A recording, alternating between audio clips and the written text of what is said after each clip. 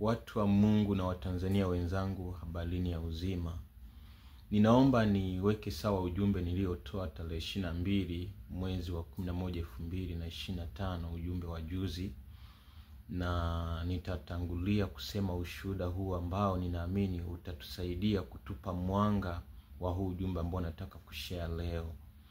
Basi naomba nianze na Mungu, maana Mungu ndo kila kitu.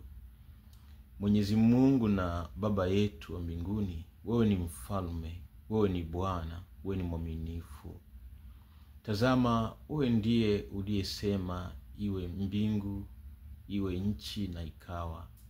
Kwa neno lako Bwana unaposema mataifa yanatii. Hivyo Mungu, tunaamini ya kwamba kwa neno lako Tanzania inaweza kuwa salama, na kwa neno lako Tanzania inaweza kaangamia. Hivyo wewe ndo kila kitu. Wewe ndio wa kwanza kwa Tanzania yetu kusimama au kuanguka.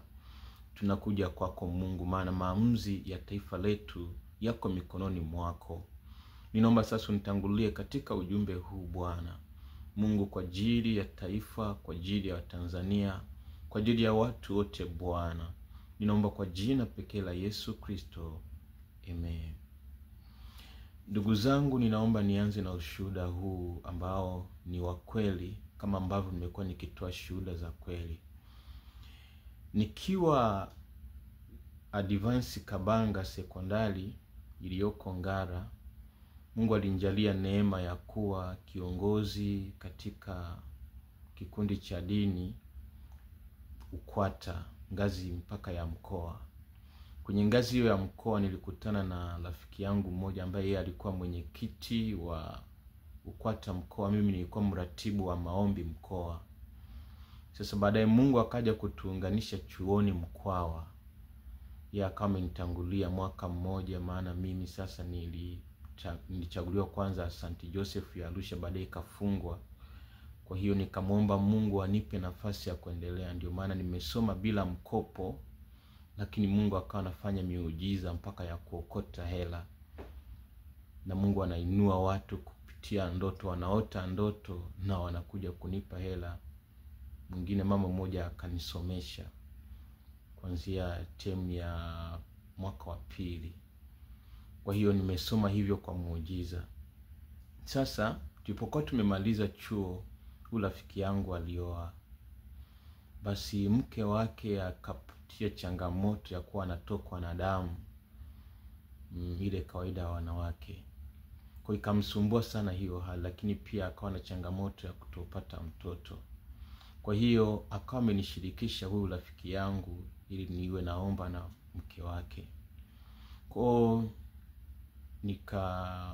nikawa naomba naye kwa njia ya simu, maana wakati huo mimi nilikuwa Morogoro, sehemu za Dutumi, nilikuwa nimeacha kazi, nimejitolea kuwa misionari chini ya kanisa la Africa Inland Church Tanzania AICT. Basi tukaomba na huyu dada. Hiyo ilikuwa 2021. Mungu akasikia maombi ndani ya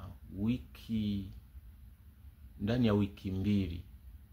Sikumbuka kama ilikuwa 2020 mwishoni. Maana wakati huo dada huyu alikuwa Iringa, maana naye alimesoma Iringa chuo kimoja, naomba nisikitaje kwa sababu ya huu ushuhuda naoenda kutaja. Basi ilikuwa 2020. Basi tukaanza kuomba na huyu dada, alikuwa anajiandaa na safari ya kurudi Dar. Tumeomba naye, Mungu akajibu ndani ya wiki moja, damu ikakoma. Lakini hitaji la mtoto lenyewe lilichukua muda. Basi lakini kulikuwa kuna kitu kingine ambacho huyu dada alikuwa anapitia, ambacho ndio kimenigusa kuja kutoa ushuhuda. Ni kwamba huyu dada alikuwa amekeli kozi moja tangu 2019. Kwa alikuwa amerudi 2020 hiyo kufanya, na bado alipokuwa huko akaugua sana, kwa akashindwa kufanya vizuri. 2021 akarudi tena kufanya huo mtihani, maana alikuwa amekeli. Basi akafanya akiwa anategemea kwamba atafaulu, Matokeo yalipokuja amefeli tena. Kwa hiyo anatakiwa kurudia mtihani kwa mara ya mwisho. Basi akanishirikisha, akaniambia, mtumishi, mimi kwa kweli nimechoka, sihitaji kurudia mtihani kwa mara ya 3. Mimi nataka Mungu anipe matokeo yangu bila kufanya mtihani. Basi tukamwamini Mungu. Nikamwambia, kwa Mungu hakuna linaloshindikana.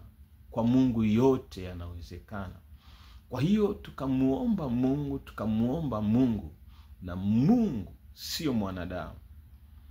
Ilipofika ilikuwa mwezi wa 10 hivi mwishoni au wa 11, zimebaki kama wiki tu za graduation. Akashangaa siku moja tu anapita kwenye matokeo yake kwenye ardhi, akashangaa anaona kozi yake imewekewa alama na jina lake kwenye wale ambao wanatakiwa kuhitimu, na yeye yumo. Akanipigia simu, anafurahi, akasema, Mungu amenishangaza, Mungu amejibu maombi yangu. Basi huyu dada akajiandaa safari ya haraka ya kustukiza kwa hizo wiki zilizokuwa zimebaki. Akaenda Iringa, akagraduate, akamaliza. Alipomaliza, aliporudi baada ya wiki moja, mwalimu wake akampigia simu, akamwambia, tulichanganya kozi, max tulizokujazia zilikuwa za mwingine, kwa hiyo inatakiwa uje utakuja kuclear somo lako mwakani. Akasema, dada akasema, hapana, mimi sijajileta, mimi nimekuja kwa sababu maksi zangu zimejazwa pale, lakini pia jina langu kwenye watu waliotakiwa kuhitimu limo. Sasa leo mnaniambiaje ya kwamba hizo hazikuwa maksi zangu na mmeshanipa cheti? Basi wakazungumza, basi ikawa imeishia hapo. Mpaka leo ninavyosema hivi ana cheti. Now, kupitia ushuhuda huu naomba niseme hivi ya kwamba hakuna linalomshinda Mungu hata siku moja. Mungu aliyeweza kubadilisha matokeo ya huyu dada na akaweka jina lake kwa watu wanaohitimu, ndiye ambaye anaweza akashughulika na jambo lolote. Haijalishi linahusu mfumo, haijalishi linahusu nini. Maadamu Mungu ameshirikishwa, maadamu Mungu ameitwa, yeye hujibu.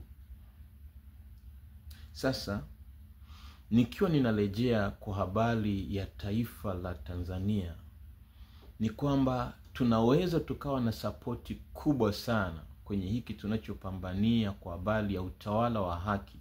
Maana utawala ukiwa mbovu, haugharimu tu serikali kwa upande wa wananchi, bali hata kwa upande wa mambo ya dini. Hautakuwa na uhuru wa kuhubiri Injili kama mwanzo. Kwa hiyo hiki tunachokipambania sio kwa faida tu ya taifa, ni kwa faida ya kanisa pia. Ndiyo maana Paulo aliagiza watu wamuombe Mungu kwa ajili ya watawala ili wawe na amani. Nini? Amani na haki zinahitajika hata kwa habari ya kanisa, nje tu ya haya maisha ya kibinadamu. Ndiyo maana kitabu cha Yeremia 29:7 inasema, kautakieni amani mji yule ambao nimewafanya mchukuliwe mateka. Na kumbuka, amani ni zao la haki. Kwa hiyo ndio maana Mungu anainua watumishi kusimama kwa ajili ya taifa. Sasa naomba niseme hiki ya kwamba kuna matumaini ambayo Mungu kila siku anayatoa. Mfano, kuna huyu kijana ambaye Habili, ambaye anafunua siri nyingi za serikali, uovu mwingi walioufanya, mauaji walioyafanya, tena kwa uthibitisho mkubwa sana, kiasi kwamba kila mmoja ameanza kumfuatilia. Anasema kwa kweli Mungu ametuinulia polepole mwingine, tena zaidi ya polepole. Kibinadamu ni rahisi sana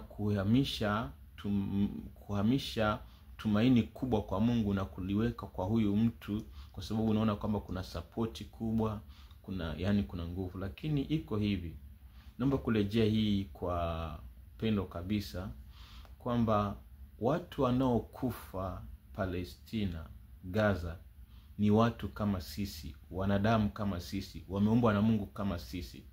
Lakini ni vita ambayo imekuwepo muda mrefu. Kwa hiyo sisi Tanzania kumwaga damu siku moja, siku tatu, haimaanishi ya kwamba ndo dunia yote itatuhurumia na kutusapoti. Wa kwanza kutusapoti ni Mungu. Kuna nchi ngapi ambazo zimekuwa kwenye vita miaka na miaka, na watu wanakufa kila itwapo leo, na bado dunia ipo, nchi zipo, mitambo ya kufuatilia haipo, ipo. Kwa wa kwanza kumtumainia ni Mungu. Sasa nilirejea ujumbe wa juzi. Nilirejea kwamba niliungana na wana maombi. Kuna wana maombi waliungana na mimi kusimama kwa ajili ya taifa. Sasa wengi wao wamekuwa wakionyeshwa ndoto za ndege, na hizo ndege zinaonekana sio za Tanzania, ila ziko kwenye anga la Tanzania, zinafanya doria na watu wanakimbia.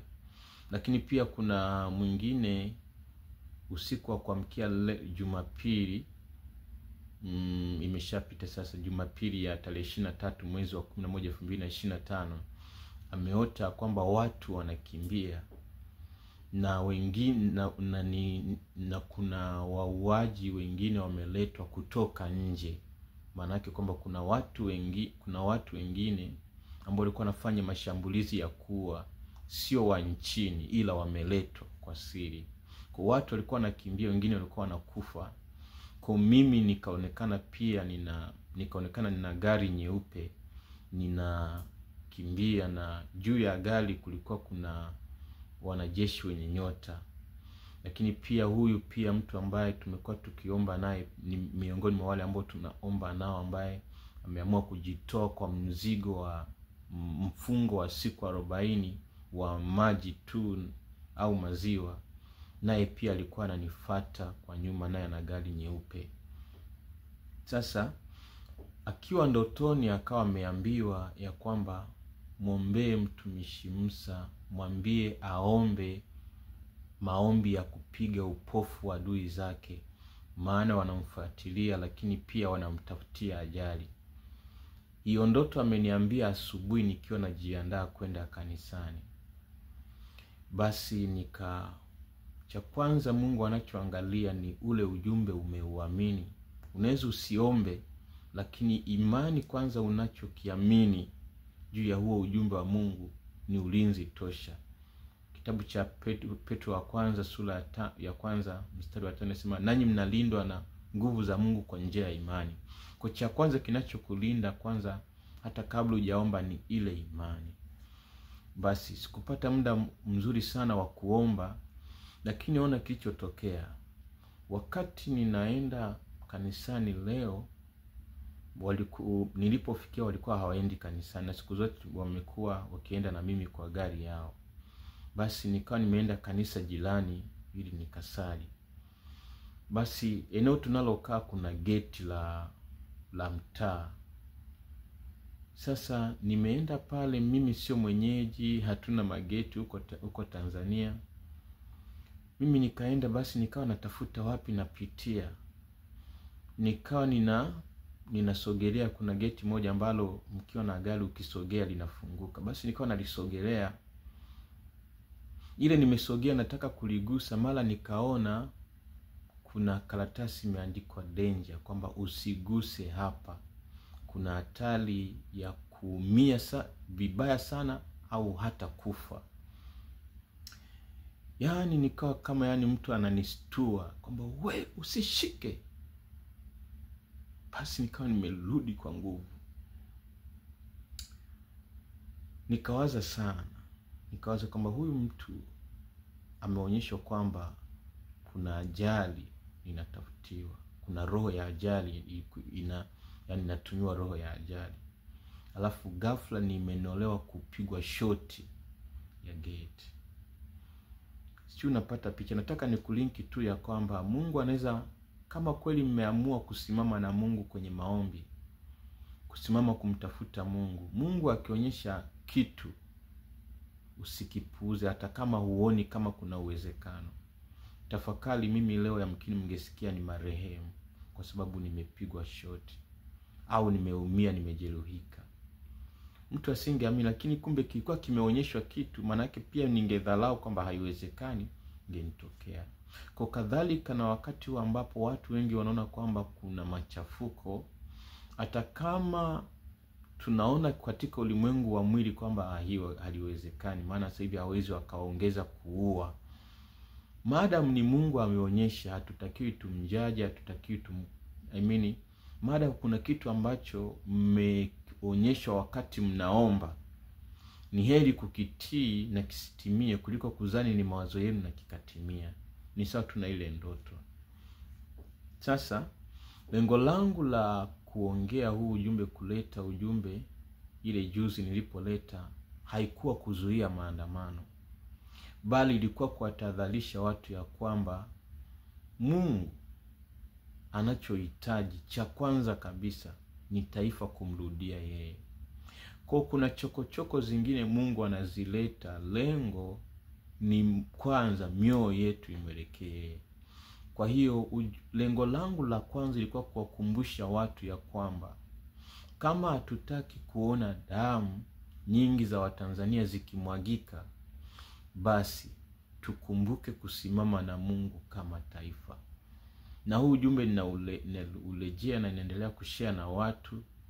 Sio kwamba sijui watu kwamba wanaomba, najua wanaomba, lakini mimi siwezi kuacha kushare kile ambacho Mungu ananisisitiza. Inawezekana Mungu anataka kwa kiwango fulani. Kwa hiyo natambua wale ambao wanaomba na nina appreciate sana, na Mungu awabariki, lakini bado tunaendelea kuomba kwamba hebu tumtafute Mungu kama taifa. Najua Mungu anasikia maombi ya private, maombi ya vikundi, lakini pia natamani yale maombi ambayo viongozi wa dini mtalileta taifa kwa pamoja katika toba. Maana nilitangulia kusema mwanzoni kabisa kwamba Mungu alikuwa amekusudia kulivusha taifa la Tanzania bila kumwaga damu, ikiwa tungesimama kwenye maombi. Na nilirejea kabisa kwamba ujumbe wa kwanza nilipewa 2021 kumwambia Gwajima aongoze maombi ya uamsho na maombi ya taifa 2021. Can you imagine Mungu anaweza kupanga kitu miaka 10 ijayo? Haya, nikaonyeshwa kwamba Askofu Kabigumila kwamba alikuwa anamwombea Magufuli mpaka akafufuka. Naona, lakini hapa katikati Mungu akaanza kuonyesha tofauti. Maana kuna siku moja akaonyesha kwamba nimekutana na Askofu Kabigumila, lakini baada ya kukutana naye tukashikana tu mikono, na afu baadaye kila mmoja akaenda kivyake. Hiyo ndoto ilinitafakarisha sana, na nilimwambia, maana ni mtu ambaye Mungu alinionyesha kwenye ndoto kwamba amenisupport. Kweli nilipomshirikisha, nilikuwa na safari ya kwenda South Africa kwenye mafunzo ya uinjilisti na nimekosa support. Nikasema huyu mtu nilimuota kwenye ndoto, ngoja nimshirikishe. Nimemaliza tu kumshirikisha, akanitumia hela ya nauli ya ndege ya mimi na mke wangu. Kwa tukiwa huko, na nilikuwa nawaza kwamba nikirudi nchini, mmoja wa watu ambao nitatumika nao ni Askofu Dickson Kabigumila. Ila nikiwa huko, mara nikaonyesha kwamba tumekutana tu, tumeshikana mikono, alafu tukaachana. Ndani yangu ikanipa alamu ya kwamba yamkini Mungu ananitahadharisha kwamba nikirudi nchini nisitumike naye. Sina sababu za kunizuia nisitumike naye, ila kwa kuwa Mungu amenionyesha, basi manake ananionya. Kwa wakati huu ambapo umekuja akaanza kuhamasisha maandamano, na Mungu akanikumbusha kwamba amekosea, anaanza kufanya kinyume na kile nilichomwitia, nikakumbuka kwamba Mungu aliona. Na hii imenifanya nimuogope Mungu, ya kwamba Mungu anaweza akaona kitu hata mwaka mzima kabla. Imenifanya nimuogope Mungu kiasi kwamba hata kama Mungu akinionyesha kitu kwangu, hata kama sikiamini, labda akanionyesha kwamba nimeanguka, labda nimeacha utumishi, hata kama moyoni nasema siwezi kuacha utumishi, manake lazima nichukue hatua. Haya, Kwa hiyo sasa ujumbe wangu kwa summary ni kwamba Watanzania, najua kuna maandamano, na haya maandamano ni sehemu ya Mungu kuangusha utawala wa kiovu wa Samia Suluhu Hassan. Maana tangu mwanzo nisema kwamba Mungu anazo njia mbili ambazo Mungu alinifunulia kwamba anazitumia kuangusha uovu. Cha kwanza ilikuwa ni maombi. Akasema kama maombi hayatafanyika kwa kile ambacho anataka, basi itakuwa ni maandamano. Ila maandamano yataleta haki sawa, lakini hayataweza kuleta haki bila kumwaga damu na bila kuleta mtengano. Nadhani mnakumbuka kwenye zile klipu za mwanzo, na kweli tunakiona hiki. Kwa hiyo ndio maana naendelea kuasisitiza kwamba pamoja na kwamba kutakuwa na maandamano hiyo tarehe 9 mwezi wa 12 2025, yanaweza kuwepo. Maanake tusipoomba kwa bidii yatakuwepo. Tukiomba kwa bidii Mungu atafanya njia. Sasa naomba kama sasa maanake hatutaomba kwa bidii kiasi kwamba cha maandamano yasiwepo, basi angalau tuombe, tupate mzigo wa kuombea watu ambao wao hawana habari ya Mungu, hawana habari ya nini, wao wana habari ya maandamano tu. Mungu awalinde ili taifa tusilie tena kilio kama cha mwanzo. Magoti yetu yana uwezo wa kubadilisha mambo ambayo wanadamu hawezi kubadilisha. Ndio maana nawakumbusha kwamba hebu tusimame na Mungu. Tukisimama na Mungu, Mungu ataendelea kuinua watu tusiowategemea. Bila shaka mmenielewa ya kwamba huu ni wakati ambapo sio wa kutegemea akili zetu, sio wa kutegemea taifa fulani, sio wa kutegemea mifumo. Mifumo inaweza ikatumika ikatusaidia ikiwa Mungu yuko upande wetu. Yoshua alishinda vita kwa sababu Musa alikuwa ameinua mikono yake anaomba. Kwa hiyo maandamano haya yanaweza yakawa na matokeo kwa taifa ikiwa tumesimama na Mungu. Lakini kama hatujasimama na Mungu, hata Palestina ni watu, Gaza ni watu, lakini bado wanauawa na hawajapata haki yao. Kwa haki Tanzania sisi sio special sana kiasi kwamba hatuwezi tukaendelea kuuawa kwenye maandamano huku serikali ikiendelea kusimama. Mungu ndiye anaweza kuiangusha serikali au kuiacha serikali, hajalishi na uovu gani. Mfano kule Korea Kaskazini sio wamekatazwa kuhubiri Injili, na ni miaka sasa inakaribia 100. Je, Mungu haoni hicho? Maana Mungu anaweza akanyamaza na akaruhusu mpitie hali fulani kama hamjakumbuka kumrudia. Kwa hiyo ninawaomba sana tusimame na Mungu. Nimalizie maandiko mawili. Zaburi 127 mstari wa kwanza nasema, Bwana asipoijenga nyumba, waijengao wafanya kazi bure. Bwana asipoulinda mji, yeye aulindaye akesha bure. Naona maandiko haya yanatuambia kwa habari ya Bwana asipoujenga nyumba, aijengaye kufanya kazi bure. Bwana asipoulinda mji, manake kumbe ulinzi wa kwanza wa taifa la Tanzania una Mungu. Tukisimama na Mungu atatulinda. Tukimwacha Mungu tutapotezwa.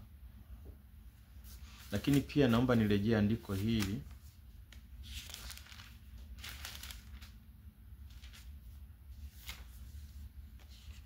Yeremia 18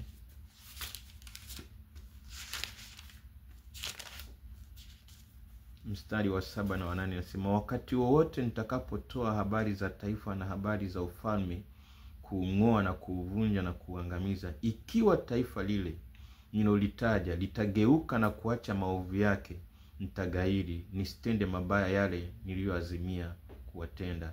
Na wakati wote nitakapotoa habari za taifa na habari za ufalme, kuujenga na kuupanda, ikiwa watatenda maovu mbele za macho yangu, wasitii sauti yangu, basi nitagairi nisitende mema yale niliyoazimia kuwatenda.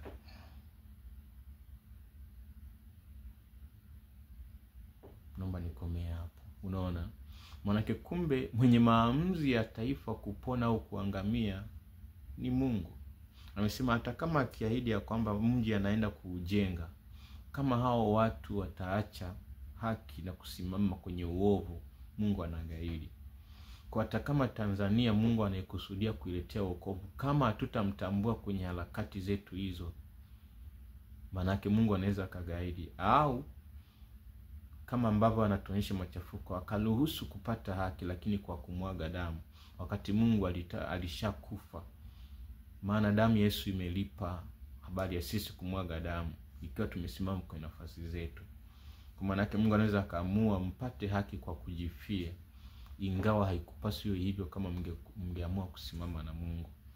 Kwa sasa ni wito wangu kwamba Watanzania wenzangu, watu wa Mungu, huu ni wakati wa kusimama na taifa kwa ajili ya hatima yake. Nitaleta ujumbe mwingine lakini naomba nikomee hapa, ila suni nitaleta. Naomba nihitimishe kwa maombi.